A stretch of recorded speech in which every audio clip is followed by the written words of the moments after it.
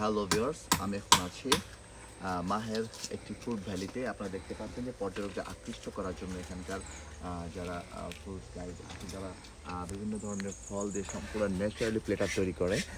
আপনাদের দেখাবো সেই প্লেটারগুলো তারা কীভাবে শুরুতে ওয়েলকাম ড্রিঙ্কস তৈরি করছে, এবং তারপরে আপনারা দেখতে পাচ্ছেন যে প্লেটার সাজানো হয়েছে। সেই প্লেটারটা কিন্তু একেবারে স্যান্ডউইচ, মাফিন টাইপের সব করা, কিন্তু সবই কিন্তু ন্যাচারাল ফ্রুটস দিয়ে তৈরি করা।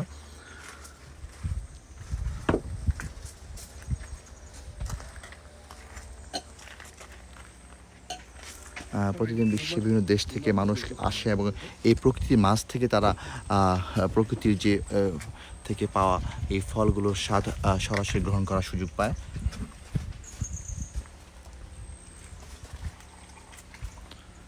একদম দুর্গম পাহাড়ের মাঝে এই ফ্রুট ভ্যালিটি রয়েছে, এবং যেটাকে শুরুতেই আপনার এন্ট্রি পয়েন্টে মাহের যে সিশেলসের মাহেস আইল্যান্ড, মাহের আইল্যান্ডের ঢুকলে পরে আপনি যে ফ্রুট ভ্যালিটি পাবেন সেটা হলো এখান থেকে জাস্ট পাহাড় বেয়ে ওঠার সময় আপনারা দেখতে পাবেন যে এনার্জি বার রয়েছে, এবং সেই বার থেকে স্টার্ট হয় এই ফ্রুট জার্নি।